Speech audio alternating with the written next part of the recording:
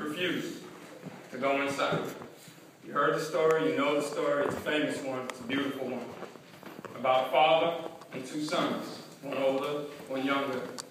And the story ends not with the younger son eating wonderful calf, not with the younger son dancing and talking to his friends, family, and other members of the household, not with the younger son enjoying the grace that has been given to him, not with the younger son crying of joy and of relief of the mercy given to him, not with the younger son at all. The title of the parable is usually the parable of the prodigal son, or the prodigal, or the lost son, but it's not the younger son that was suffering. Instead, we're not inside the party. We don't know what music's playing. We don't know what food is also on the table. We don't know if there's calf, fried calf, or boiled calf, or grilled calf. We don't know if there's Popeye's chicken with the calf, or something like that. We know nothing about the party and the inside. Instead, we're on the outside. He refused to go in, the oldest son. So angry, so upset. There's the music, there's the party, there's his brother. He didn't want to go in because of the music, because of the food, because of the party, because of his brother. But it was deeper than that. The Father is known as the Father who loves unconditionally. And we know of the Father's love because the Father stayed outside every day, waiting for his youngest son to return home. But instead, we now have a Father who has to go outside of his home one more time.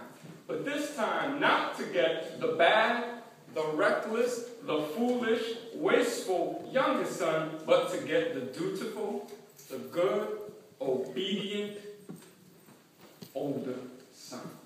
The Father has to go outside and get him to turn around and face home again, to plead with him, to wrestle with him, and to tell him, I know your perception of something is this, but this is what has been the case from my perception. And your youngest son is lost, and now he is found.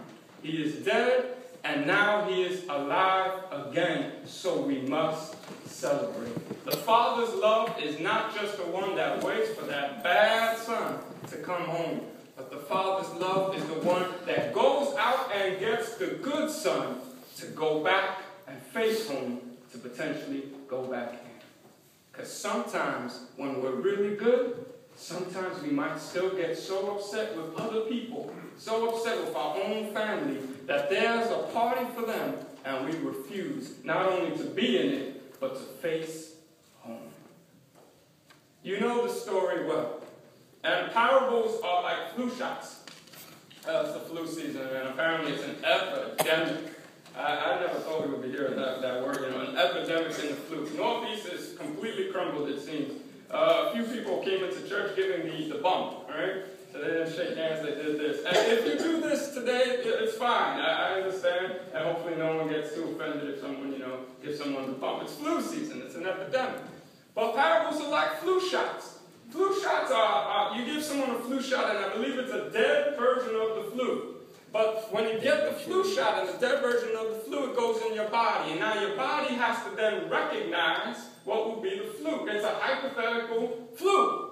Sometimes you get the symptoms of the flu, but you don't have the flu, you just get the symptoms of the flu. And your body now must recognize this foreign substance, write down its license plate number, and pull it over when it sees it driving in the roads of its veins and its arteries, right?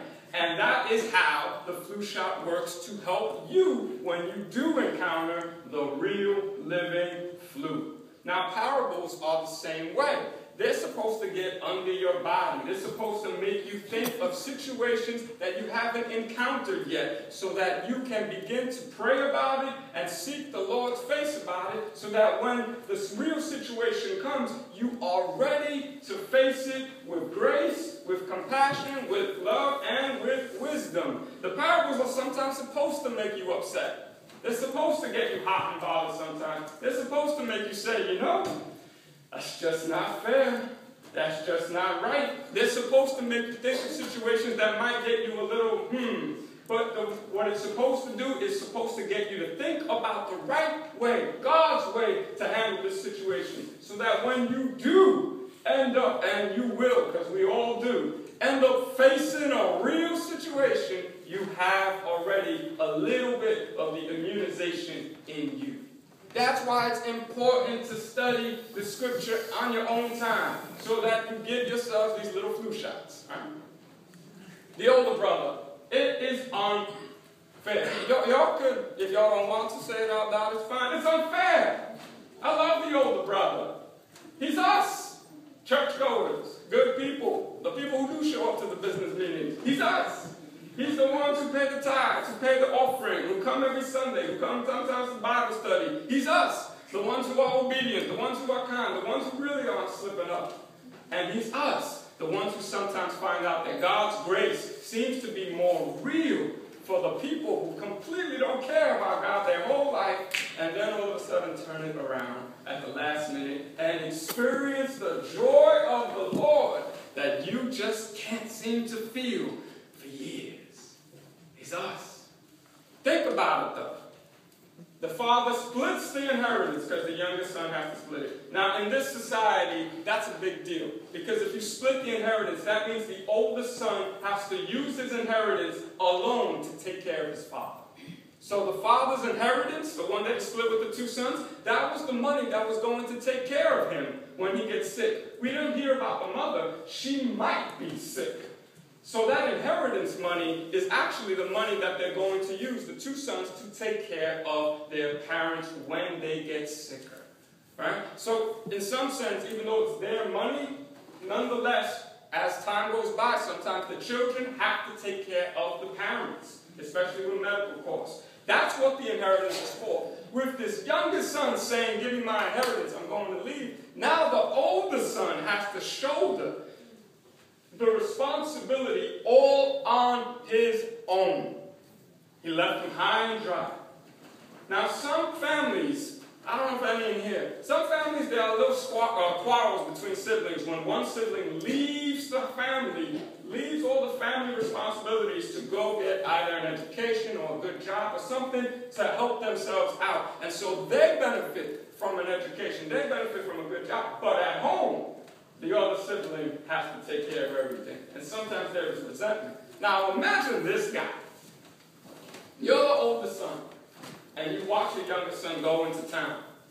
Your youngest son is supposed to return with a good investment. He's supposed to come back in a Mercedes, wearing Armani suits, saying, I doubled my inheritance. I tripled it. I made a good investment. The housing market was turning upward, and I jumped on that. I bought good stocks. Man, we are going to be set from now on. You don't even have to worry about taking care of mom and dad. I got